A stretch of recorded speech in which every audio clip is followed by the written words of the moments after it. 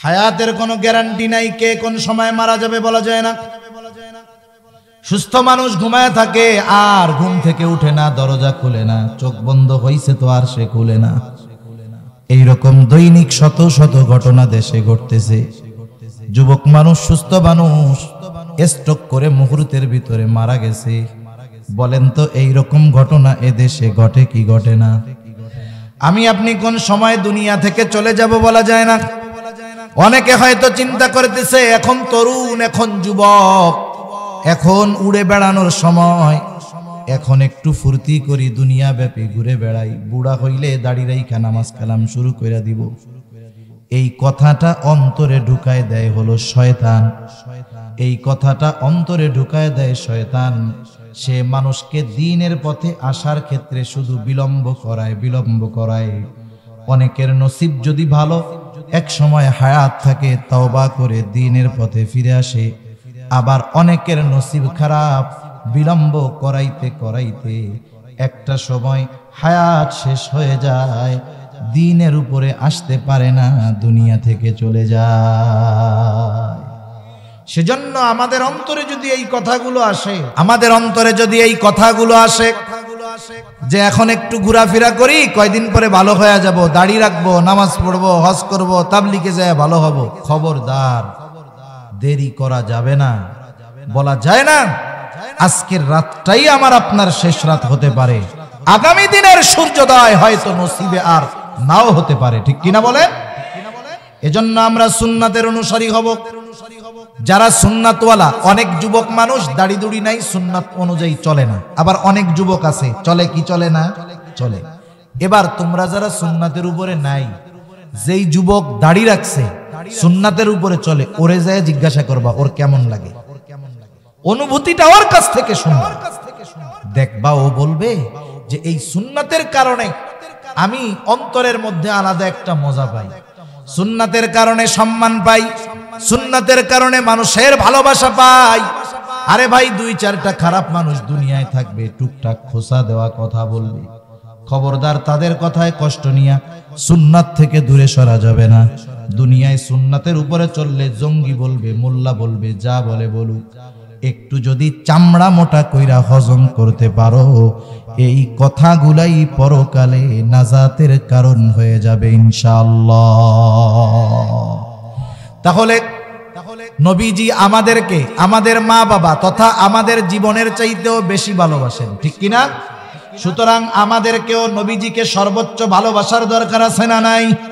নবীজিকে ভালোবাসবো কেমনে? নবীজি শিখায় দিছে, লাকাদ জাআকুম রাসূলুম মিন আনফুসিকুম আজিজুন আলাইহি মা আনিতুম আজিজুন আলাইহি মা আনিতুম হারিসুন আলাইকুম বিল মুমিনিনা রাউফুর রহিম। وقال رسول الله صلى الله عليه وسلم لا يؤمن أحدكم حتى أكون أحب إليه من والده وولده والناس أجمعين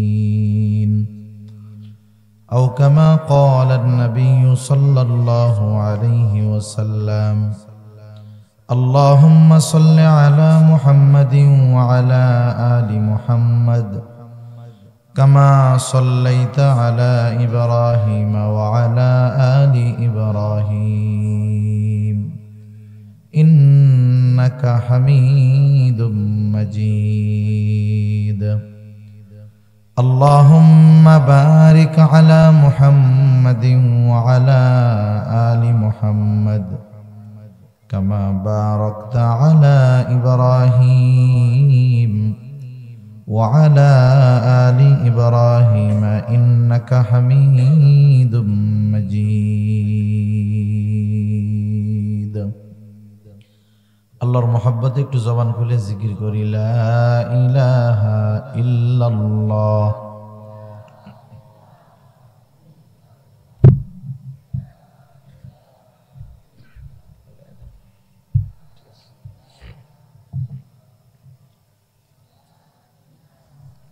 ইল্লাল্লাহ লা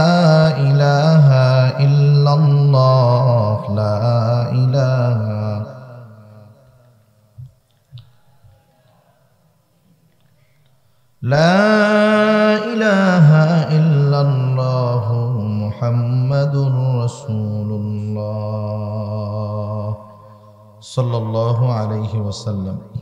আলহামদুলিল্লাহ, ঐতিহ্যবাহী মোমেনশাহী জেলার অন্তর্গত গৌরীপুর থানাধীন সূর্যকোনা পশ্চিমপাড়া জামে মসজিদ ও যুব সমাজের উদ্যোগে আয়োজিত পঞ্চম বার্ষিক ইসলামী সম্মেলনের সম্মানিত শ্রদ্ধেয় সভাপতি, আমন্ত্রিত উলামায়ে কেরাম, সামনে উপস্থিত মুরব্বিয়ানে কেরাম, সমবয়সী যুবক বন্ধু, স্নেহের ছোট ভাই এবং পর্দার অন্তরালে অবস্থানরত সম্মানিত শ্রদ্ধা মা ও বোন, দয়াময় আল্লাহ রাব্বুল আলামিনের দরবারে অগণিত শুকর যে মহান মালিক আমাদের হায়াতে বরকত দিয়ে সুস্থ রেখে তার মহান হুকুম এশার নামাজের পরে এই পর্যন্ত উলামায়ে কেরামের জবান থেকে বহুত গুরুত্বপূর্ণ কথা শ্রবণ করবার, আমাকেও আপনাদের খেদমতে কিছু কথা বলবার সুযোগ যে মহান মালিক দান করেছেন, সে মহান মালিককে খুশি করার জন্য মহব্বতের সাথে জবান খুলে অন্তর থেকে আমরা একবার কালিমাতুশ শুকর পাঠ করি, আলহামদুলিল্লাহ। অগণিত দুরূদ ও সালাম সাইয়্যিদুল আম্বিয়া, আশরাফুল আম্বিয়া, খাতামুল আম্বিয়া, ইমামুল মুরসালিন, রাহমাতুল লিল আলামিন মুহাম্মাদুর রাসূলুল্লাহ সাল্লাল্লাহু আলাইহি ওয়াসাল্লামের উপর। যেহেতু আমার আসলে সময় কম, আমি অল্প সময়ে কিছু কথা আপনাদের খেদমতে বলবার নিয়তে পবিত্র কোরআনুল কারীমের সূরা তাওবা থেকে একটা আয়াত ও রাসূলুল্লাহ সাল্লাল্লাহু আলাইহি ওয়াসাল্লামের অগণিত হাদিস থেকে একটা হাদিস পাঠ করেছি। আল্লাহ তাআলার কাছে তৌফিক চাই, আল্লাহ তাআলা কিছু কথা বলার সুযোগ করে দেন, যে কথাগুলো আমাদের সবার দুনিয়া এবং আখিরাতের জন্য কল্যাণকর হয়। সকলে বলি আমিন। সম্মানিত উপস্থিতি, এ দুনিয়াতে আল্লাহ তাআলা আমাদেরকে অজস্র অগণিত দামি দামি নেয়ামত দান করছে। আল্লাহ তাআলা কত পরিমাণ নেয়ামত আমাদেরকে দিয়েছেন, আল্লাহ তাআলাই বলেন ওই নেয়ামতের হিসাব দুনিয়ার কেউ করতে পারবে না। আল্লাহ তাআলা বলেন ওয়া ইন তাউদ্দু নি'মাতাল্লাহি লা তুহসুহা, তোমরা যদি আল্লাহর নেয়ামত সমূহ গণনা করো হিসাব করতে পারবা না। অগণিত দামি দামি নেয়ামত আল্লাহ তাআলা আমাদেরকে দান করেছেন। দামি দামি নেয়ামত গুলোর মধ্যে সবচাইতে দামি নেয়ামতের নাম হলো ঈমান। কি বলেন তো? ঈমান। ঈমান সবচাইতে দামি নেয়ামত। আর ঈমানের পরে দামি দামি নেয়ামত গুলোর মধ্যে অন্যতম এক দামি নেয়ামত যে আল্লাহ তাআলা আমাদেরকে মুহাম্মাদুর রাসূলুল্লাহ সাল্লাল্লাহু আলাইহি ওয়াসাল্লামের উম্মত বানিয়েছেন। প্রথমে মুমিন বানিয়েছেন, এরপরে মুহাম্মাদুর রাসূলুল্লাহ সাল্লাল্লাহু আলাইহি ওয়াসাল্লামের উম্মত বানিয়েছেন। শুধু তাই না, নবীজি সাল্লাল্লাহু আলাইহি ওয়াসাল্লাম হলেন মুমিনদের জন্য বিশেষ এক অনুগ্রহ। আল্লাহ তাআলার পক্ষ থেকে মুমিনদের জন্য বিশেষ এক রহমত, বিশেষ এক অনুগ্রহ হলো মুহাম্মাদুর রাসূলুল্লাহ সাল্লাল্লাহু আলাইহি ওয়াসাল্লাম। একথা আল্লাহ তাআলা কোরআনুল কারীমের মধ্যে বলেন, লাকাদ মান্নাল্লাহু আলাল মুমিনিনা ইয বা'আসা ফীহিম রাসূলাম মিন আনফুসিহিম। আল্লাহ রাব্বুল আলামিন বলেন মুমিনদের জন্য আল্লাহ তাআলার বিশেষ অনুগ্রহ যে আল্লাহ তাআলা তাদের মধ্য থেকে একজন রাসূল প্রেরণ করেছেন। রাসূল আকরাম সাল্লাল্লাহু আলাইহি ওয়াসাল্লাম মুমিনদের জন্য বিশেষ অনুগ্রহ, তবে তিনি গোটা সৃষ্টি জগতের জন্য দয়া রহমত। আল্লাহ তাআলা কোরআনুল কারীমের মধ্যে আমার আপনার নবীজির ব্যাপারে ঘোষণা দিয়ে বলেন ওয়ামা আরসালনাকা ইল্লা রাহমাতাল লিল আলামিন। আল্লাহ তাআলা বলেন আপনাকে আমি জগৎ সমূহের জন্য রহমত হিসাবে প্রেরণ করেছি। আল্লাহ তাআলা হলেন রব্বুল আলামিন, জগৎ সমূহের রব হলেন আল্লাহ, আর জগৎ সমূহের জন্য রহমত হলেন মুহাম্মাদুর রাসূলুল্লাহ। এই জন্য নবী শুধুমাত্র মুমিনদের জন্যই রহমত, বিষয়টা এমন নয়, বরং নবীজি গোটা সৃষ্টি জগতের জন্যই রহমত। তার এই রহমতের সুবিধা শুধু যে মুমিনরা ভোগ করে তা নয়, বরং কাফেররাও এই সুবিধা পায়। রাসূল আকরাম সাল্লাল্লাহু আলাইহি ওয়াসাল্লাম আল্লাহ তাআলার কাছে দোয়া করেছে, আল্লাহ আমার উম্মতের পাপের কারণে আপনি আমার উম্মতকে সমূলে ধ্বংস করে দিবেন না। এই জন্য গোটা দুনিয়ার মধ্যে পাপাচার চলে, অনাচার চলে, জুলুম চলে, অবিচার চলে। আল্লাহ তাআলা মাঝে মধ্যে হালকা পাতলা নড়া দিয়ে একটু সতর্ক করে দেয়, কিন্তু আল্লাহ তাআলা গুনার কারণে, অপরাধের কারণে উম্মতে মুহাম্মাদীকে সমূলে নির্মূল করে দেন না। কিন্তু অতীতের অনেক নবীর উম্মতকে, অনেক কওমকে অপরাধের কারণে, জুলুমের কারণে, নাফরমানির কারণে আল্লাহ তাআলা সমূলে নির্মূল করে দিয়েছে। কিন্তু নবীজির দোয়ার কারণে কাফেররা ছাড় পেয়ে যায়।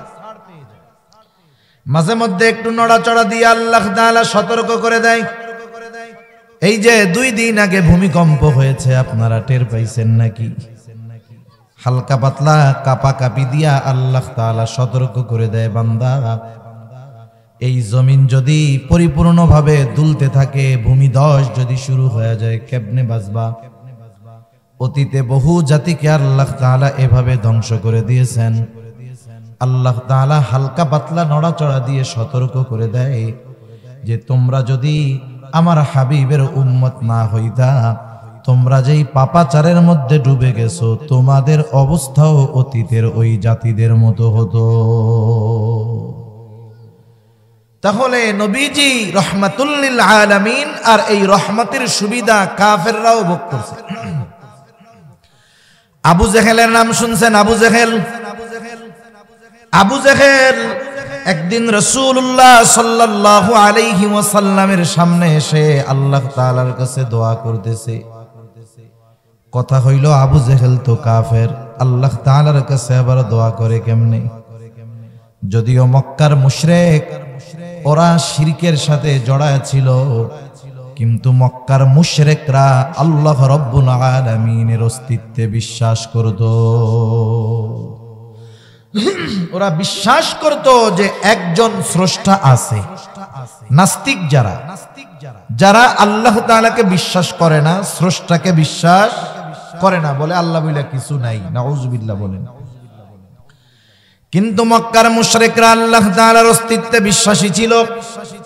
এ কথা আমার নয়, স্বয়ং আল্লাহ তাআলা কোরআনুল কারীমের মধ্যে বলেন, ওয়ালা ইন সাআলতাহুম মান খালাকাস সামাওয়াতি ওয়াল আরদ। আল্লাহ তাআলা বলেন, হাবিব আপনি যদি মক্কার মুশরিকদেরকে জিজ্ঞাসা করেন, মান খালাকাস সামাওয়াতি ওয়াল আরদ, আসমান এবং জমিনের স্রষ্টা কে? কে আকাশ বানিয়েছে, কে জমিন বানিয়েছে? তারা তাদের দেবদেবীদের কথা বলবে না, তারা বলবে না লাত মানাত উজ্জা এগুলা বানিয়েছে, বরং কি বলবে? লা ইয়াকুলুনাল্লাহ, অবশ্যই অবশ্যই আপনার এই প্রশ্নের জবাবে তারা বলবে আসমান জমিন যিনি বানিয়েছেন তিনি কে? আরো আয়াত আছে যেগুলোর দ্বারা স্পষ্ট প্রমাণিত হয়ে যায় যে মক্কার মুশরিকরা আল্লাহ তাআলাকে বিশ্বাস করত, তবে এমন কিছু শিরক তারা করত যার কারণে তাদের ঈমান নষ্ট হয়ে গেছে, ঠিকানা হবে অনন্তকাল জাহান্নাম। আবু জেহেল আল্লাহ তাআলার কাছে দোয়া করে বলে, আল্লাহ এই কোরআন যদি সত্যই আপনি নাজিল করে থাকেন, তাইলে আপনি আমাদের উপরে পাথর বর্ষণ করেন, না হলে যন্ত্রণাদায়ক আযাব আপনি আমাদেরকে দেন। মূলত নবীজিকে টিটকারি কইরা বলতেছে নবীজির সামনে। কেমন যেন আবু জেহেল বলে, আল্লাহ কোরআন নাজিল করার মতো লোকজন আর আপনি পান নাই, আপনি যদি এর কাছে কোরআন নাজিল কইরাই থাকেন তাইলে আমাদের উপরে পাথর বর্ষণ করেন।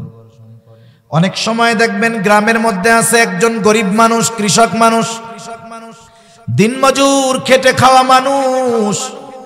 ওই লোকটার সন্তান পরিশ্রম করে লেখাপড়া শিখে বড় অফিসার হয়ে গেছে। কৃষকের সন্তান আছে না নাই? বলেন তো, কৃষকের সন্তান বড় অফিসার হইছে, এটা কি গ্রামের সব মানুষ মেনে নিবে নাকি? সবাই আনন্দিত হবে না, কিছু মানুষের চুলকানিও শুরু হয়ে যাবে, ঠিক না? হিংসা হবে না মনের মধ্যে?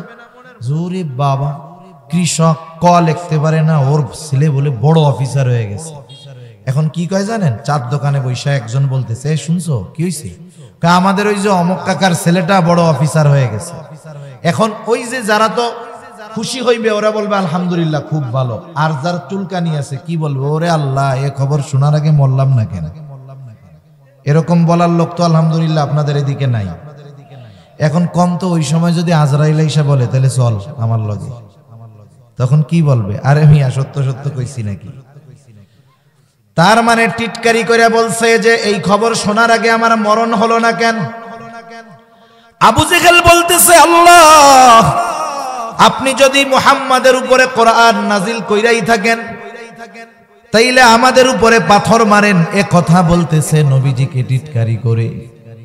নবীজির সামনে যখন এই কথা বলে, আল্লাহ তাআলা সাথে সাথে আবু জেহেলের এই কথার জবাব দিয়া জিবরাইল আলাইহিস সালাতু ওয়াস সালামকে নবীজির কাছে পাঠায়া দেয়। আবু জেহেলের এই কথাকে কেন্দ্র করে আয়াত নাজিল করছে আল্লাহ তাআলা। আল্লাহ রাব্বুল আলামিন কেমন যেন জবাবে বলতেছে, আবু জেহেল তুই তো শাস্তি চাইলি, আমি আল্লাহ তোকে শাস্তি দিতাম, কিন্তু তুই কেন বাইচা গেলি? শোন, কারণ আমার হাবিব হলো রহমাতুল লিল আলামিন, এখনো দুনিয়ার জমিনে আছে। হাবিবের সম্মানে, রহমাতুল লিল আলামিনের সম্মানার্থে তোকে আযাব দিলাম না। এই কথাটাই একটু অন্যভাবে আল্লাহ তাআলা নবীজির জবান দিয়ে বের করেন। আল্লাহ তাআলা বলেন, ওয়ামা কানাল্লাহু লিয়ুআযযিবাহুম ওয়া আনতা ফীহিম। আল্লাহ তাআলা বলেন, হাবিব ওরা তো আযাব চায়, কিন্তু ওদেরকে আপনি শোনায় দেন আপনি রহমাতুল লিল আলামিন, আপনি হলেন রহমত। এই কারণে আপনি যতক্ষণ তাদের মধ্যে আছেন শুধুমাত্র আপনার সম্মানার্থে আমি ওদের আযাব দিব না। কিন্তু পরবর্তীতে ছাড় নাই, কিন্তু এখন দেই না কেন? আপনি তো রহমত, দুনিয়ায় আছেন, আর আপনি গোটা সৃষ্টি জগতের জন্য রহমত, সেজন্য দুনিয়ায় আছেন রহমত, আর আমি আল্লাহ গজব দিব, এটা হইতে পারে না। সুবহান। তাহলে বলেন আবু জেহেল আযাব থেকে বাঁচছে কার জন্য? নবীজির জন্য, ঠিক কিনা বলেন? কারণ নবীজি হলেন রাহমাতুল লিল আলামিন, বিশেষ করে মুমিনদের জন্য বিশেষ অনুগ্রহ। কেন অনুগ্রহ নবীজি আমাদের জন্য? কারণ দেখেন নবীজি কিন্তু আমাদেরও ভালোবাসেন। আমরা অনেক সময় আলোচনা শুনি, বলি, করি যে আমরা নবীজিকে ভালোবাসবো। কেন ভালোবাসবো? এই কেনর জবাবের অনেকগুলো কারণের মধ্যে অন্যতম একটা কারণ হলো নবীজিও আমাদেরকে ভালোবাসে। নবীজি কতটুক ভালোবাসে জানেন? বলেন তো, মা বাবার চাইতে কম না বেশি? আরো জোরে বলেন, কম না বেশি? আরে নবীজি আমি আমাকে যত ভালোবাসি, আপনি আপনাকে যত ভালোবাসেন, তার চাইতে নবীজি আমাকে আপনাকে বেশি ভালোবাসে। সুবহান। আব্দুল্লাহ ইবনে আমর ইবনুল আস রাদিয়াল্লাহু তাআলা আনহু থেকে বর্ণিত, তিনি বলেন, একদিন আমরা মজলিসের মধ্যে বসে আছি, রাসূলুল্লাহ সাল্লাল্লাহু আলাইহি ওয়াসাল্লাম হঠাৎ তিলাওয়াত করতেছেন কোরআন থেকে। আন্নান নাবিয়্য সাল্লাল্লাহু আলাইহি ওয়াসাল্লাম তাআলা মা নাযালা ফি ইব্রাহিম আলাইহিস সালাম। রাসূলুল্লাহ সাল্লাল্লাহু আলাইহি ওয়াসাল্লাম কোরআন থেকে তিলাওয়াত করলেন। আল্লাহ তাআলা যা ইব্রাহিম আলাইহিস সালাতু ওয়াস সালামের ব্যাপারে নাজিল করেছেন, কি নাজিল করেছেন? আল্লাহ ইব্রাহিম আলাইহিস সালাম তার গুনাহগার উম্মতের জন্য আল্লাহ তাআলার কাছে দোয়া করেছে। রাসূলুল্লাহ সাল্লাল্লাহু আলাইহি ওয়াসাল্লাম দুনিয়ায় আসার পর থেকে, নবুয়তির পর থেকে নিয়ে কিয়ামত পর্যন্ত যত মানুষ দুনিয়ায় আসবে, মুমিন হোক আর কাফের হোক, দিনদার হোক আর বদ্দিন হোক, কিয়ামত পর্যন্ত যত মানুষ আসবে সব মানুষ হলো নবীজির উম্মত, ঠিক কিনা বলেন? সব নবীজির উম্মত। নবীর অন্তরে নেককারের জন্য যেমন মুহাব্বত, অনুরূপ ভাবে গুনাহগার উম্মতের জন্য তেমন চিন্তা আর মুহাব্বত আর ভালোবাসা। হযরত ইব্রাহিম আলাইহিস সালাতু ওয়াস সালাম তার গুনাহগার উম্মতের ক্ষমা চাইয়া আল্লাহ তাআলার কাছে ফরিয়াদ করে দোয়া করে। মনে রাখবেন, এক লোকের মনে করেন 3টা বা 4টা ছেলে। কয়টা ছেলে? একটু কথা কন, কয়টা? 3 ছেলে নামাজি, মুত্তাকি, পরহেজগার, এক কথায় ভালো। কারো সাথে চোখ উঁচা কইরা উঁচু জবানে কথা বলে না। কিন্তু 4 নাম্বার ছেলেটা, এই 3 ছেলে একসাথে যত ভালো, 4 নাম্বারটা তার চাইতে বেশি খারাপ। বলেন তো, মা বাবা সারাদিন ওই ভালো 3টার জন্য চিন্তা বেশি করে নাকি খারাপটার জন্য করে? বলেন তো, নামাজে যখন দোয়া করে, যখনই আল্লাহ তাআলার কাছে দোয়া করে, বলেন তো দোয়া ওই 3টার জন্য বেশি করে নাকি খারাপটার জন্য বেশি করে? যদিও খারাপ, যদিও অবাধ্য, তবে সন্তান তো সন্তানের মায়ায় মা বাবা খারাপটার জন্য দোয়া বেশি করে। অনুরূপ ভাবে উম্মত গুনাহগার হোক আর নেককার হোক, নবীরা ওই গুনাহগার উম্মতের জন্য চিন্তিত বেশি থাকে। ইব্রাহিম আলাইহিস সালাতু ওয়াস সালাম দোয়া করতেছে আল্লাহ তাআলার কাছে, রব্বি ইন্নাহুন্না আযলালনা কাসীর। ইব্রাহিম আলাইহিস সালাম বলে, রব, ও আমার রব, এই প্রতিমাগুলো, এই মূর্তিগুলা অধিকাংশ মানুষকে পথভ্রষ্ট বানায় ফেলছে, পথচ্যুত করে ফেলছে, জাহান্নামের পথিক বানায় ফেলছে। আল্লাহ, ফামান তাবিআনি ফাইন্নাহু মিন্নি, যে আমার আনুগত্য করলো সে তো আমার দলভুক্ত, আমার কথা মেনে যে ঈমান আনলো সে তো আমার দলের লোক। ওয়া মান আসানি ফাইন্নাকা গফুরুর রহিম।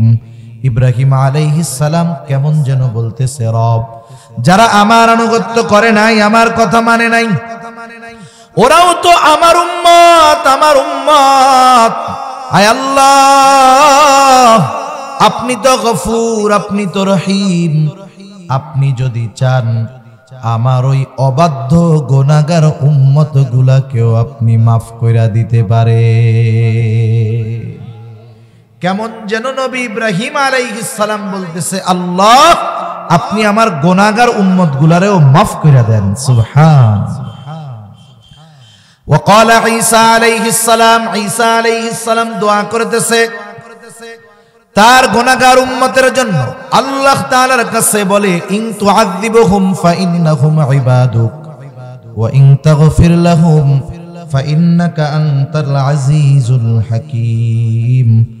ঈসা আলাইহিস সালাম আল্লাহকে বলতেছে, আল্লাহ, আপনি যদি আমার উম্মত গুলারে শাস্তি দেন, তারা তো আপনারই বান্দা, আপনি যদি তাদেরকে শাস্তি দেন, ইন তুআযিবুহুম ফাইন্নাহুম ইবাদুক, আপনি যদি তাদের শাস্তি দেন তারা তো আপনারই বান্দা, ওয়া ইন তাগফির লাহুম, আর যদি আপনি তাদেরকে ক্ষমা করে দেন, মাফ করে দেন, হায় আল্লাহ, কেউ তো আপনাকে জিজ্ঞাসা করবে না কেন আপনি মাফ করলেন। কেমন যেন ঈসা আলাইহিস সালাম গুনাহগার উম্মতের ব্যাপারে আল্লাহ তাআলাকে বলে, আল্লাহ, আপনি আমার গুনাহগার উম্মত, আপনার এই বান্দাগুলারে মাফ করে দেন।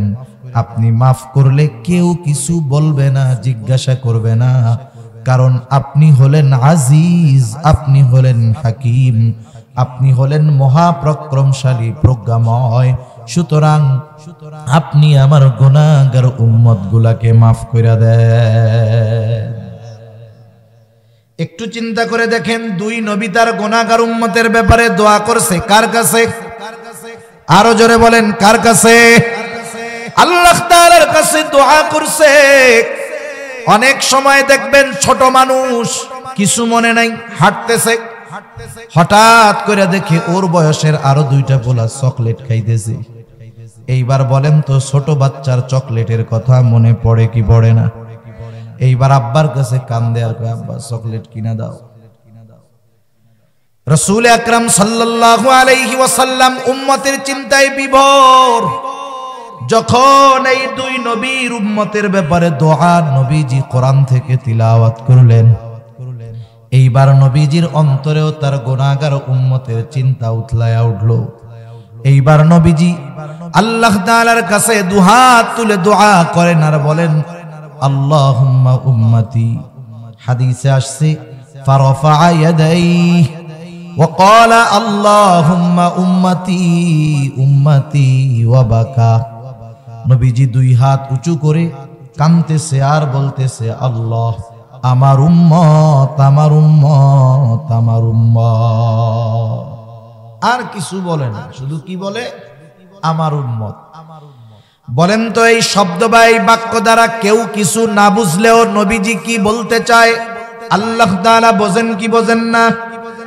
আরো জোরে বলেন, বোঝেন কি বোঝেন না? আল্লাহ তাআলা জানেন হাবিব কি বলতে চায়।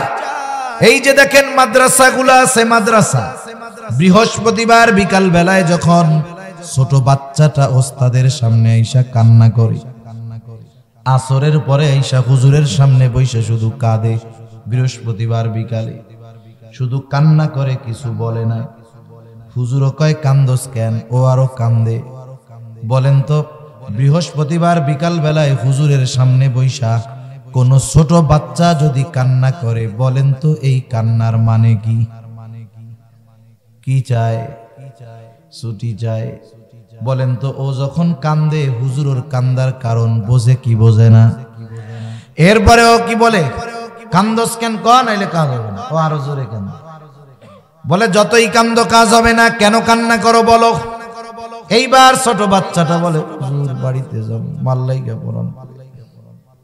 তখন হুজুর কি কয়? হাসি দিয়া কয়, যাও আগামীকাল সন্ধ্যার আগে আবার মাদ্রাসায় হাজির হয়ে যাইবা।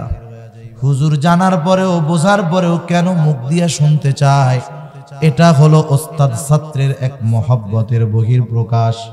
আল্লাহ তাআলা সব কিছু জানে নবীজি কেন কান্না করে, এরপরেও নবীজির জবান দিয়ে শুনতে চায়। এটা হলো আল্লাহ তাআলার ভালোবাসার এক বহির্প্রকাশ।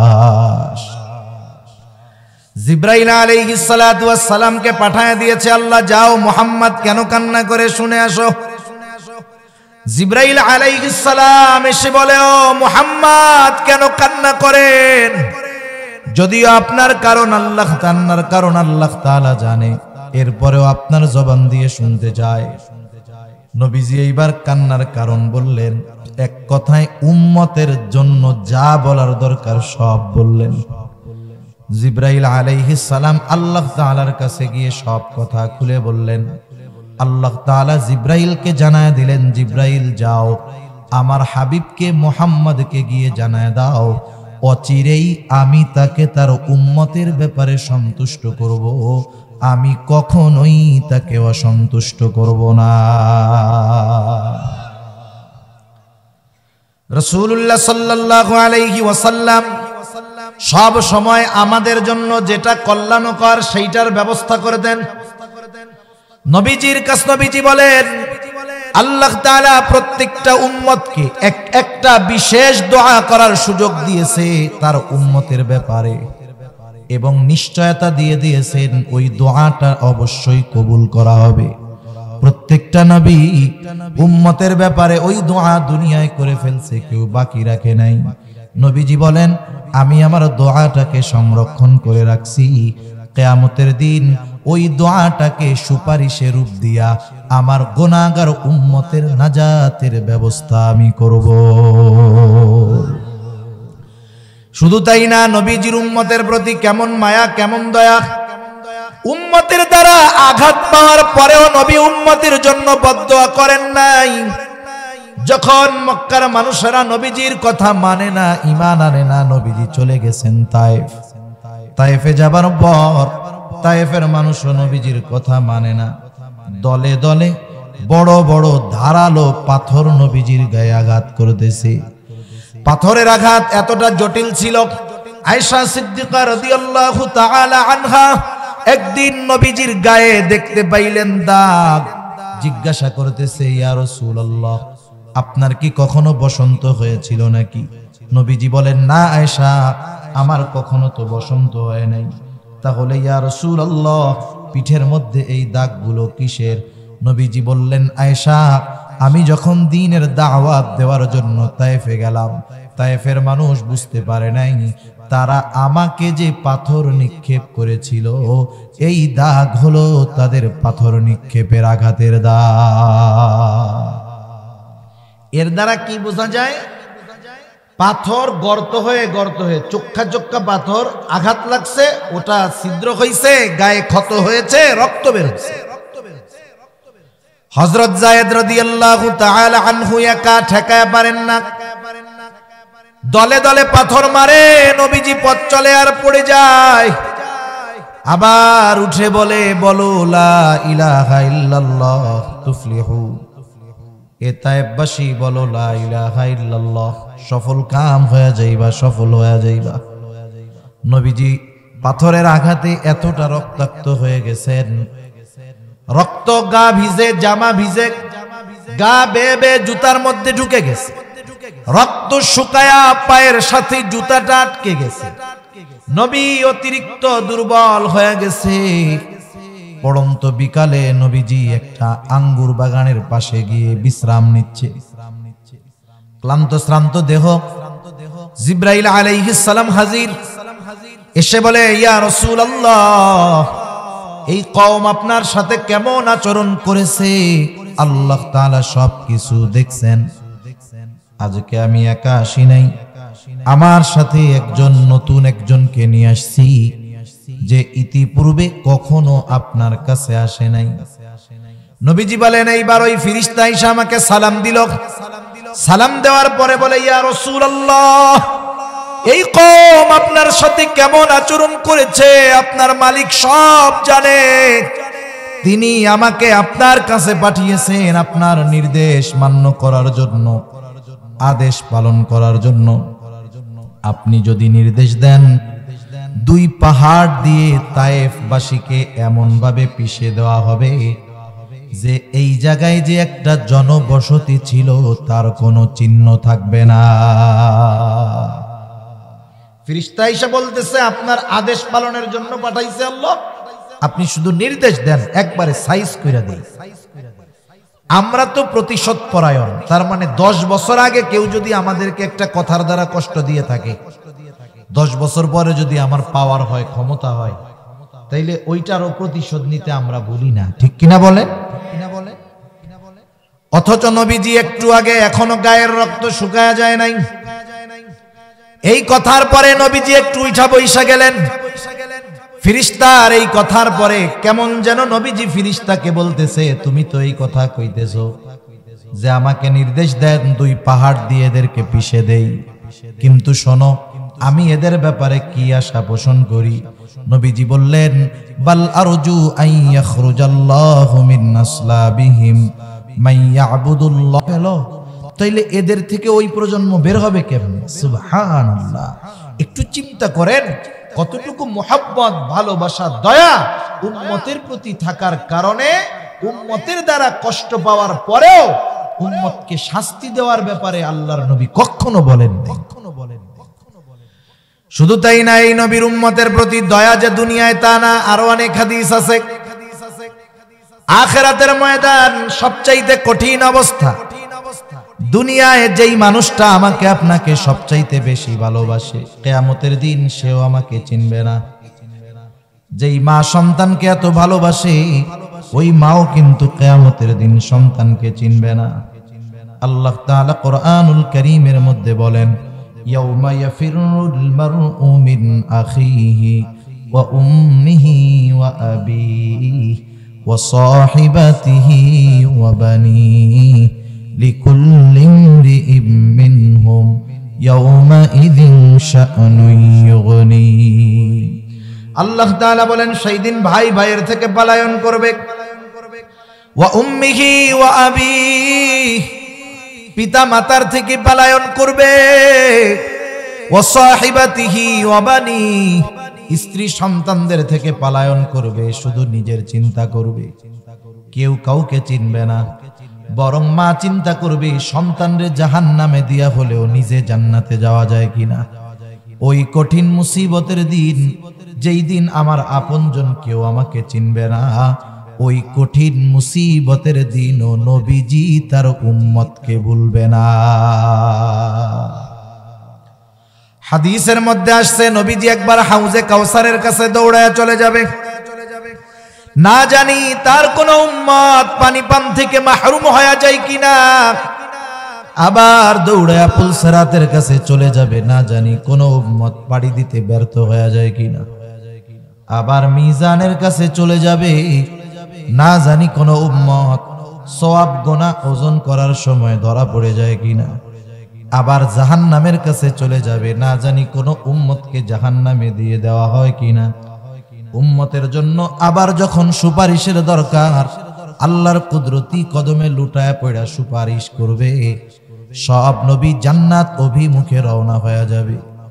সবাই জান্নাতের দোরগোড়ায় উপস্থিত হয়ে যাবে, জান্নাতের দরওয়াজা বন্ধ, খোলা হবে না। জিজ্ঞাসা করা হবে, কেন জান্নাতের দরজা খোলো না? জান্নাতের পাহারাদার বলবে, যিনি আসলে খোলা হবে তিনি এখনো আসেন নাই। তিনি কে? তিনি কোথায় আছে? বলে, তিনি হলেন আখিরি জামানার নবী মুহাম্মাদুর রাসূলুল্লাহ সাল্লাল্লাহু আলাইহি ওয়াসাল্লাম। কোথায় উনি? উনি এখনো হাসরের ময়দানে। নবীজি যতক্ষণ না তার ওই উম্মত যার যাররা পরিমাণ ঈমান আছে, তার জন্য যতক্ষণ না জান্নাতের নিশ্চয়তা আল্লাহ তাআলার কাছ থেকে তিনি পাবেন, ততক্ষণ পর্যন্ত নবী নিজে জান্নাতে প্রবেশ করবে না। আর মা বাপ কি করবে? বলবে, আমার পোলারে জাহান্নামে দিয়া হইলেও আল্লাহ আমারে বাঁচান। একজন তো এটা বলবে কিয়ামতের দিন, হাদিসের মধ্যে আসছে, তাফসীরেও আসছে, যে বলবে, আল্লাহ সারা দুনিয়ার সব মানুষকে জাহান্নামে দিয়া হইলেও আপনি আমার জান্নাতে দিয়া দেন। ওই কঠিন দিন আল্লাহ তাআলা এমন এক নবী আমাদের দিলেন, ওই নবী ওই দিন আমাদের ভুলবে না। নবী আমাদের কি পরিমাণ ভালোবাসে। দুনিয়ার মানুষের কথা বাদ দেন, হাদিসের কথাও রাখেন, নবী যে আমাদের কি পরিমাণ ভালোবাসে, এ ভালোবাসার সাক্ষ্য দিয়েছেন স্বয়ং আল্লাহ। কে বলেন? আরো জোরে বলেন, কে? আল্লাহ তাআলা বলেন, লাকাদ জাআকুম রাসূলুম মিন আনফুসিকুম আজিজুন আলাইহি মা আনিতুম হারিস। আল্লাহ তাআলা বলেন, তোমাদের জন্য তোমাদের মধ্য থেকে এমন একজন রাসূলের আগমন ঘটেছে, আজিজুন আলাইহি মা আনিতুম, তোমাদের জন্য যেটা যন্ত্রণার, যেটা কষ্টের, সেটা তার জন্য কষ্টের। সোজা কথা হলো, উম্মত যেটাতে কষ্ট পায়, নবীজিও সেটাতে কষ্ট পায়। উম্মত যে কোনো কারণে যদি কষ্ট পায়, সেই কষ্টটা নবীজিও অনুভব করে। কেমনে করে বলেন তো? ছোট বাচ্চার যখন জ্বর হয়, 3-4 বছর বয়স, ছোট মানুষ তো জ্বর হইলে খুব অসুস্থ, দুর্বল হয়ে যায়। ওই 2-3 বছরের বাচ্চার যখন জ্বর হয়, বলেন তো তার বাবার কেমন লাগে, মার কেমন লাগে? জ্বর হইছে ওই বাচ্চার, ওর চাইতে বেশি কষ্ট হয় মা বাবা। কেন? মোহাব্বত, ভালোবাসার কারণে। ঠিক কিনা বলেন? চিন্তা করে দেখেন, মা বাপ আমাদের এতটুকু ভালোবাসে, এই কষ্টে তাদের কত কষ্ট হয়। তাহলে ওই মা বাবার চাইতে নবী বেশি ভালোবাসে না কম ভালোবাসে? সেজন্য উম্মতের প্রত্যেকটা কষ্ট নবীজির কষ্টের কারণ। এ কথা বলতেছে আল্লাহ যে তিনি হলেন তোমাদের জন্য আজিজ, সমব্যথী, তথা তোমাদের জন্য যেটা কষ্টের সেটা তার জন্য কষ্টের। তিনি হলেন হারিসুন আলাইকুম, তিনি তোমাদের জন্য কল্যাণকামী। এরপরে আল্লাহ তাআলা স্পেশাল ভাবে, আলাদা ভাবে মুমিনদের জন্য নবীজি হলেন আলাইকুম বিল মুমিনিনা রাউফুর রহিম, বিশেষ করে মুমিনদের জন্য তিনি হলেন অতি সদয় আর পরম দয়ালু। রাউফ, রহিম, এই দুটো শব্দ আল্লাহ তাআলার গুণবাচক যেই নামগুলো আছে, এর মধ্যে অন্যতম দুটি নাম হলো রাউফ আর রহিম। তাহলে বলেন, রাউফ আর রহিম কার গুণবাচক নাম? ওই আল্লাহ। নবীজির উম্মতের প্রতি কেমন দরদ এ কথা বোঝাতে গিয়ে নিজের সাথে ব্যবহৃত শব্দ রউফ রহিম নবীজির সাথে শানে ব্যবহার করেছেন। সুবহানাল্লাহ। বুঝেন এ কথা কি জিনিস? এ কথা কি বুঝতেছেন আপনারা? আল্লাহ বলতেছে যে এমন নবী তোমাদের কাছে আসছে যেই নবী হলেন মুমিনদের জন্য অতি সদয় আর পরম দয়ালু। কে বলতেছে এই কথা? তাহলে নবীজির আমাদের প্রতি ভালোবাসার পরিমাণ কত বেশি এটা বুঝতে কি আমাদের বাকি আছে? এখন আসেন, নবীজিকে কেন ভালোবাসবো? আমি যৌক্তিক কারণের কথা বলেছিলাম শুরুতে, যে যেহেতু উনি আমাদের সর্বোচ্চ ভালোবাসেন, আমাদেরকেও ওনাকে সর্বোচ্চ ভালোবাসার দরকার আছে না নাই? নবীজির প্রতি উম্মতের ভালোবাসা এটা মুমিনের ঈমানের দাবি। একজন মানুষ নিজেকে ঈমানদার দাবি করবে আর নবীজিকে ভালোবাসবে না, এটা হতেই পারে না। এই জন্য নবীজি হাদিসের মধ্যে আমাদের জানায়া দেন, লা ইউমিনু আহাদুকুম হাত্তা আকুনা আহাব্বা ইলাইহি মিন ওয়ালিদিহি ওয়া ওয়ালাদিহি ওয়ান নাসি আজমাইন। আল্লাহ রাব্বুল আলামিনের নবী বলেন, তোমাদের মধ্যে কেউ ততক্ষণ পর্যন্ত মুমিন হতে পারবে না যতক্ষণ না সে তার সন্তান সন্ততি পিতা মাতা এক কথা সকলের চাইতে আমি নবীকে বেশি ভালো না বাসবে। দুনিয়ায় অনেক সময় মা বাবাকে ভালোবাসতে হয় ঠিক আছে, কিন্তু দ্বীনের কারণে মা বাবার বিরুদ্ধাচরণ করতে হয়। সাহাবায়ে কেরাম দেখা গেছে দ্বীনের জন্য, ইসলামের জন্য বাবার বিরুদ্ধে তলোয়ার ধরছে। আবু উবাইদা যুদ্ধের ময়দানে বাবারে ছাড় দেয় নাই। জাররা হলো বাবের নাম, দেখে নবীর দিকে আক্রমণ করার চেষ্টা করে। আবু উবাইদা চিন্তা করছে এ লোকের অভ্যাস তো ভালো না। এক দুইবার যখন দেখছে, তৃতীয়বার দেখার পর আর সহ্য হয় নাই। এইবার যুদ্ধের ময়দানে নিজের হাতে নিজের বাপকে দুনিয়া থেকে বিদায় করে দিয়েছে। কার মহব্বতে? নবীর মহব্বতে। দেখেন, মা বাবাকে ভালোবাসতে হবে, দ্বীনের কারণে যদি ওই মা বাবার বিরুদ্ধে লড়াইয়ে যাইতে হবে, ঠিক কিনা বলেন? সেজন্য দুনিয়ার সম্পর্কের ভালোবাসা আপ ডাউন হয়, কখনো ভালোবাসা জরুরি হয়, কখনো বিরোধিতা জরুরি হয়। কিন্তু নবীর প্রতি ভালোবাসা কখনো ডাউন হয় না, বরং নবীর প্রতি ভালোবাসা শুধু বাড়তেই হয়। কারণ নবীর প্রতি ভালোবাসা হলো মুমিনের ঈমানের দাবি। এজন্য নবীও জানায় দেন, তোমরা যতক্ষণ না সব কিছুর চাইতে আমি নবীকে বেশি ভালো না বাসতে পারবা, ততক্ষণ পর্যন্ত তোমরা মুমিন হতে পারবা না। তাহলে বলেন, নবীজিকে সর্বোচ্চ বেশি ভালোবাসার দরকার আছে না নাই? হাদিসের আলোকে বাসতে হবে, বরং নিজের জীবনের চাইতে নবীকে বেশি ভালোবাসতে হবে। এখন নবীকে কেমনে ভালোবাসবো? যাকে সামনে পাওয়া যায় তাকেই তো বেশি ভালোবাসা যায়। সাহাবায়ে কেরাম নবীজিকে সামনে পাইছে, আবু বকর ঘরের সব সম্পদ আইনা নবীর সামনে রাইখা দিছে। সাহাবায়ে কেরাম নবীকে সামনে পাইছে। উহুদের ময়দানে নবীজি যখন গর্তে পড়ে গেছে, হযরত তালহা নিজের বুকটাকে নবীজির জন্য ঢাল বানায়া দিয়েছে। আমরা তো নবীজিকে সামনে পাই নাই, কেমনে ভালোবাসবো? নবীজিও জানতেন আমার উম্মত চিন্তা করবে কেমনে তারা আমাকে ভালোবাসবে। এই জন্য নবীজি তাকে ভালোবাসার পদ্ধতিও আমাদের জানায় দিয়েছেন। ওই পদ্ধতি যারা অবলম্বন করবে, দুনিয়াতে তারাই আশিকে রাসূল তথা নবীর মহব্বতকারী হিসাবে গণ্য হবে। তাহলে কারা কারা নবীজিকে ভালোবাসতে রাজি? হাত উঁচা করি। নারায়ে তাকবীর, নারায়ে তাকবীর। মাশাআল্লাহ, হাত নামাই, কারণ এটা তো আর না করার সুযোগ নেই।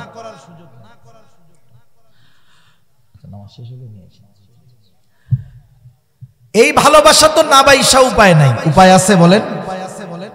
তাহলে নবীজি শিখায়া দিয়েছেন কেমনে ভালোবাসতে হবে।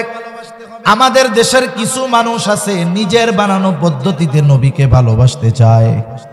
মনে রাখতে হবে, নিজের বানানো পদ্ধতি দিয়া নবীজিকে ভালোবাসা যাবে না। নবীজিকে ভালোবাসার কথা জানায়া দিয়া বলেন, উম্মত আমাকে যদি ভালোবাসতে চাও কি করবা? মান আহাব্বা সুন্নতি ফাকাদ আহাব্বানি ওয়া মান আহাব্বানি কানা মাই ফিল জান্নাহ। নবীজি বলেন যে আমার সুন্নতকে ভালোবাসলো সে আমি নবীকে ভালোবাসলো, আমি নবীকে যে ভালোবাসলো সে আমি নবীর সাথে জান্নাতে অবস্থান করবে। একটু চিন্তা করে দেখেন, নবীর সাথে জান্নাতে থাকার সৌভাগ্য অর্জন হয়ে যায় যারা সুন্নতকে ভালোবাসে। সাহাবায়ে কেরাম নবীর সাথে জান্নাতে থাকার সুসংবাদ পায়া সবচাইতে বেশি খুশি হইছে। নবীজির কাছে গ্রাম থেকে একজন সাহাবী আসছে, গ্রাম্য সাহাবী আয়েশা বলে মাতাসা, নবীজিকে বলতেছে ইয়া রাসূলুল্লাহ কিয়ামত কখন হবে? আপনারা ঢাকা যান না মাঝে মধ্যে, গৌরীপুর থেকে ট্রেনে যান না? ট্রেনে মনে করেন 6টার টিকিট কাটছেন, এখন 6:30 বাজে, কাউন্টার মাস্টারে যায় কি কোন, ওই মিয়া ট্রেন কখন আসবে, এরকম কোন না? এই বলাটার মধ্যে কি আছে বলেন তো? এই বলার মধ্যে যে কথাগুলো আছে সেগুলো হলো, এই মিয়া 6টার ট্রেন, 6:30 বাজে, আমরা সবাই রেডি, যাওয়ার লাইগা বইসা আছি, দেরি হয়ে যাইতেছে, ট্রেন কেন আসে না? এটা হলো মূল কথা। কিন্তু যাইয়া একটু ধাক্কা দিয়ে কোন, ওই মিয়া ট্রেন আসে না। এখন নবীজিকে ওই ব্যক্তি বলছে মাতাসা, বলার ভাব ওই রকম, সেও কেমন জানি বলতেছে যে আমি তো রেডি টেডি হয়ে বসে আছি, কিয়ামত আসবে কোন সময়, আসে না কেন? এখন বলার ভাবে নবীজি তার প্রশ্নের জবাব না দিয়া উল্টা তাকে প্রশ্ন করছে, কারণ বলার ভাব ভিন্ন রকম। এই জন্য নবীজি তাকে জিজ্ঞাসা করতেছে, মা আদাত্তালাহা, তুমি কিয়ামতের জন্য কি পাথেয় জোগাড় করছো? গ্রামের মানুষ, সহজ সরল মানুষ নবীজির এই কথার জবাবে বলে, ইয়া রাসূলুল্লাহ, আমি আল্লাহ এবং তার রাসূলকে ভালোবাসি। সুবহানাল্লাহ। নবীজি এবার বলতেছে, যে যাকে ভালোবাসে সে তার সাথে থাকবে। লোকটা এই কথা শুইনা বাড়ির দিকে হাঁটা দিয়া দিছে। হযরত আনাস রাদিয়াল্লাহু তাআলা আনহু বলেন, নবীজির মুখে ওই কথাটা শুনবার পর যে যাকে ভালোবাসে তার সাথে জান্নাতে অবস্থান করবে, এই কথা শুনে আমরা সবাই এতটা খুশি হয়েছি যে ইসলাম গ্রহণের পরে আর কোনো কথায় এতটা খুশি হই না। তাহলে নবীর সাথে জান্নাতে দেওয়ার সুসংবাদ, জান্নাতে থাকার সুসংবাদ পেয়ে সাহাবায়ে কেরাম সর্বোচ্চ খুশি, আমরাও সর্বোচ্চ খুশি। তো সেই নবীর সাথে যদি জান্নাতে থাকতে হয়, জান্নাতে আগে যাইতে হবে। জান্নাতে যাওয়ার কর্ম যদি করে সে জান্নাতে যেতে পারবে, জান্নাতে গেলে নবীজির সাথে থাকা যাবে। এখন জান্নাতে কারা যাবে সেও নবীজি জানায় দেন। নবীজি বলেন, কুল্লু উম্মতি ইয়াদখুলুনাল জান্নাতা ইল্লা মান আবা। নবীজি বলেন, আমার সব উম্মত জান্নাতে প্রবেশ করবে, আবা উম্মত ছাড়া। জিজ্ঞাসা করা হলো, আবা উম্মত কারা? নবীজি বলেন, মান আতাআনি দাখালাল জান্নাহ, যারা আমার আনুগত্য করবে তারা জান্নাতে প্রবেশ করবে। ওয়া মান আসানি ফাকাদ আবা, যারা আমার অনুসরণ করবে না, আনুগত্য করবে না, তারা আবা উম্মত, তারা জান্নাতে যাবে না। তাহলে নবীর সাথে যদি জান্নাতে থাকতে হয় তাহলে সুন্নাতকে মোহাব্বতের সাথে অনুসরণ করতে হবে, সুন্নাতকে ভালোবাসতে হবে, নিজেও সুন্নাতওয়ালা হতে হবে। অনেক সময় আমরা সুন্নাতওয়ালাকে ভালোবাসি কিন্তু নিজে সুন্নাতওয়ালা হই না, ঠিক কিনা বলেন? তাহলে শুধু ভালোবাসলেই হবে না, ভালোবাসার সাথে সাথে নিজেও সুন্নাতওয়ালা হতে হবে। দুনিয়াতে যদি কেউ সুন্নাতওয়ালা হতে চায়, হাজারো বাধা বিপত্তি কথা তাকে শুনতে হতে পারে। অনেক যুবক ভাইরা আছেন, যুবক মানুষ, দাড়ি রাখার কথা বলা হইলে দাড়ি রাখে না। এখন কথা হইল, হুজুর এত সুন্নাত থাকতে দাড়ির সুন্নাতের কথা কেন আপনারা বেশি কন? কারণ দাড়ি হলো এমন একটা সুন্নাত, যেই সুন্নাত পালন করলে আরো অনেক সুন্নত পালন করা সহজ হয়ে যায়। দাড়ি হলো এমন এক সুন্নাত, এই সুন্নাতের বদৌলতে হাজার হাজার গুনাহ থেকে মানুষ বাঁচতে পারে। মনে করেন যুবক মানুষ স্কুল কলেজে পড়ে, দাড়ি রাখো না কেন? বলে হুজুর এখন দাড়ি রাখলে এই বয়সে, এখন তো ভাইয়া বলে সবাই, দাড়ি রাখলে সবাই চাচা ডাকবে। আছে না? অনেকে তো আমরা দাড়িওয়ালা মানুষ বুঝি তো, বাসের মধ্যে উঠছি, দেখা যাবে কন্ট্রাক্টর আমার বাবার চেয়ে বয়সে বড়, কিন্তু দাড়ি দুড়ি নাই। আমারে কয় চাচা আপনি একটু সাইডে দাঁড়ান। আমার মনে মনে কয় তুমি তো আমার দাদার বয়সী, দাড়িটা রাখলে এটার বয়স। এখন এই দাড়ি রাখার কারণে যুবক মানুষ চাচা শুনতে হয়, এটা তার একটু কষ্ট লাগে না? কষ্ট লাগে, এই জন্যই তো রাখে না। আবার কতজন লেখাপড়া শেষ, দাড়ি রাখে না কেন? বলে বিয়ে শাদীটা কইরা নেই এরপরে রাখ মনে। কেন? কই বিয়ে শাদীর সময় এই সময় দাড়ি রাখলে ভালো মাইয়া পছন্দ করে না। আরে বোকা, যেই মেয়ে দাড়ি আর দাড়িওয়ালারে পছন্দ করে না সে ভালো হয় কেন? ঠিক কিনা বলেন? যে নবীর সুন্নাতকে ভালোবাসে না, সুন্নাতওয়ালাকে ভালোবাসে না, সে ভালো মেয়ে হতে পারে না। তোমার আখিরাতের হিসাব পরে জান্নাতি না জাহান্নামী সেটা পরে, কিন্তু যেই মেয়ে দাড়িওয়ালা দাড়ি ভালোবাসে না, ওই মেয়া যত সুন্দরী হোক, যত বংশ ভালো হোক, যত টাকা পয়সাওয়ালা হোক, যত উচ্চ শিক্ষিত হোক, তুমি ঘরে আনো, পরকালে কি হবে আল্লাহ জানে, কিন্তু ওই মহিলা বা ওই মেয়ের কল্যাণে দুনিয়ায় তুমি ছোট্ট একটা জাহান্নাম দেখতে পাইবা। টের পাবা, মজা কারে কয়।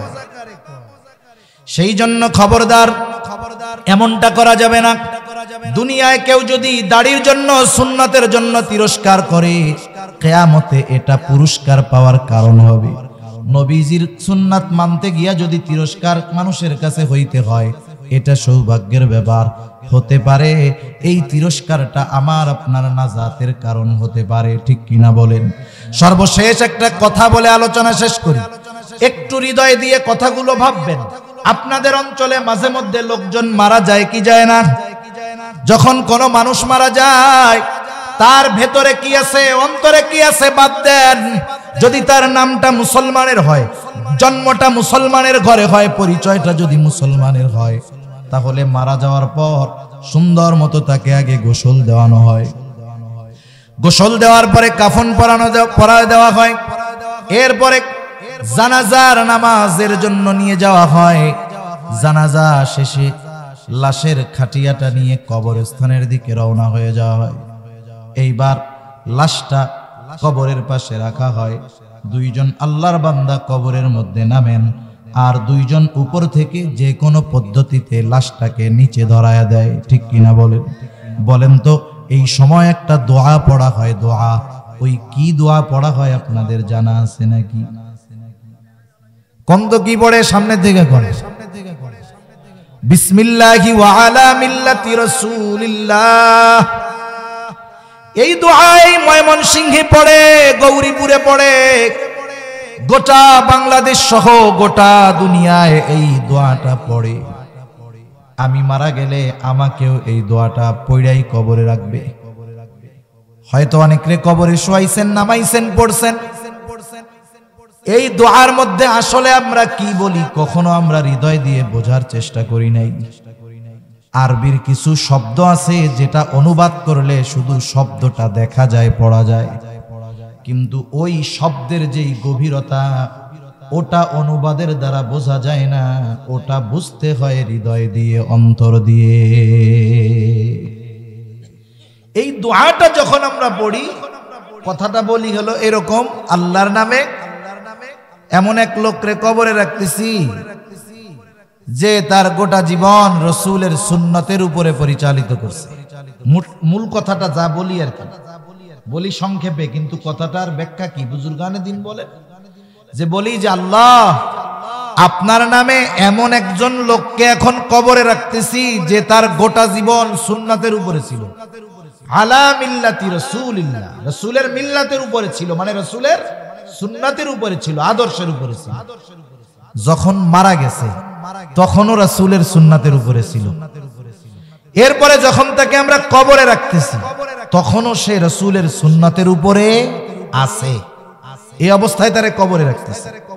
এই দোয়াটা পড়া যারে কবরে রাখা হচ্ছে তার মুখের মধ্যে দাড়ি নাই। বলেন তো ওই ব্যক্তির জন্য এই দোয়াটাও তো পড়বেন নাকি পড়বেন না? তাহলে যার মুখে দাড়ি নাই যার সুন্নাতের খবর নাই, সারা জীবন সুন্নাত আর সুন্নাত ওয়ালাদের বিরোধিতা করছে, বলেন তো ওই লোকের ব্যাপারে এই দোয়া সত্য না মিথ্যা? আর একটু জোরে বলেন, সত্য না মিথ্যা? মিথ্যা। হায়াতের কোনো গ্যারান্টি নাই, কে কোন সময় মারা যাবে বলা যায় না। সুস্থ মানুষ ঘুমায় থাকে আর ঘুম থেকে উঠে না, দরজা খুলে না, চোখ বন্ধ হইছে তো আর সে খুলে না। এইরকম দৈনিক শত শত ঘটনা দেশে ঘটতেছে। যুবক মানুষ, সুস্থ মানুষ স্ট্রোক করে মুহূর্তের ভিতরে মারা গেছে। বলেন তো এইরকম ঘটনা এদেশে ঘটে কি ঘটে না? আমি আপনি কোন সময় দুনিয়া থেকে চলে যাব বলা যায় না।